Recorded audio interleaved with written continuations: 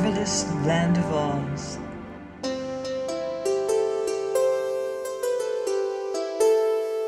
I'm Mardell, reading Rinkitink in Oz by L. Frank Baum.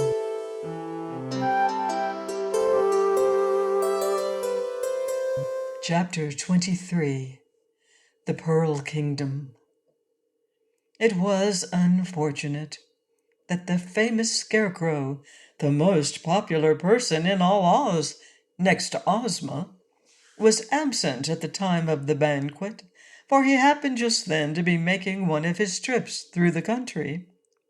But the Scarecrow had a chance later to meet Rinkitink and Inga and the King and Queen of Pingaree and Prince Bobo, for the party remained several weeks at the Emerald City, where they were royally entertained, and where both the gentle Queen Garee and the noble King Kitticut recovered much of their good spirits and composure, and tried to forget their dreadful experiences. At last, however, the King and Queen desired to return to their own Pingaree, as they longed to be with their people again, and see how well they had rebuilt their homes.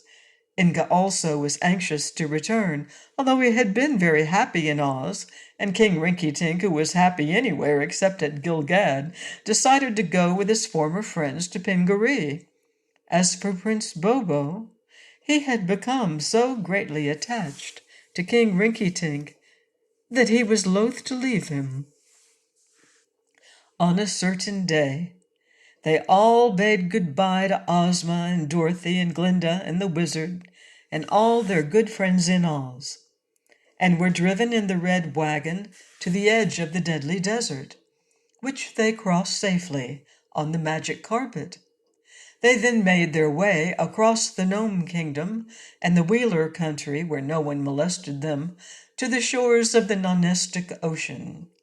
There they found the boat with the silver lining, still lying undisturbed on the beach.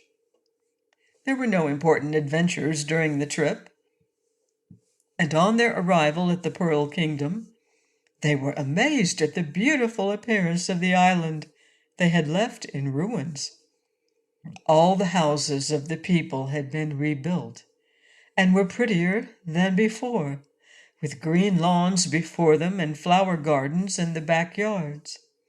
The marble towers of King Kitticut's new palace were very striking and impressive, while the palace itself proved far more magnificent than it had been before the warriors from Regos destroyed it. Nikobob had been very active and skillful in directing all this work, and he had also built a pretty cottage for himself, not far from the king's palace.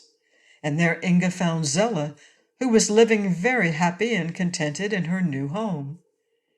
Not only had Nikobob accomplished all this in a comparatively brief space of time, but he had started the pearl fisheries again, and when King Kitticut returned to Pingaree, he found a quantity of fine pearls already in the royal treasury. So pleased was Kitticut with the good judgment, industry, and honesty of the former charcoal burner of Regos, that he made Nikobob his Lord High Chamberlain and put him in charge of the pearl fisheries and all the business matters of the island kingdom. They all settled down very comfortably in the new palace, and the queen gathered her maids about her once more and set them to work embroidering new draperies for the royal throne.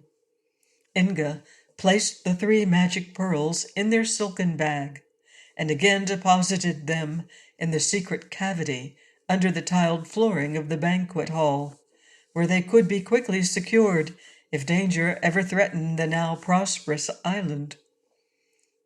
King Rinkitink occupied a royal guest chamber built especially for his use, and seemed in no hurry to leave his friends in Pingaree. The fat little king had to walk wherever he went, and so missed Bilbil more and more, but he seldom walked far, and he was so fond of Prince Bobo that he never regretted Bilbil's disenchantment.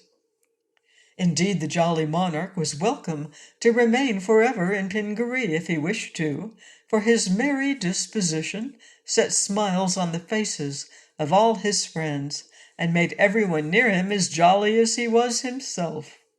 When King Kitticut was not too busy with affairs of state, he loved to join his guest and listen to his brother monarch's songs and stories, for he found Rinkitink to be, with all his careless disposition, a shrewd philosopher.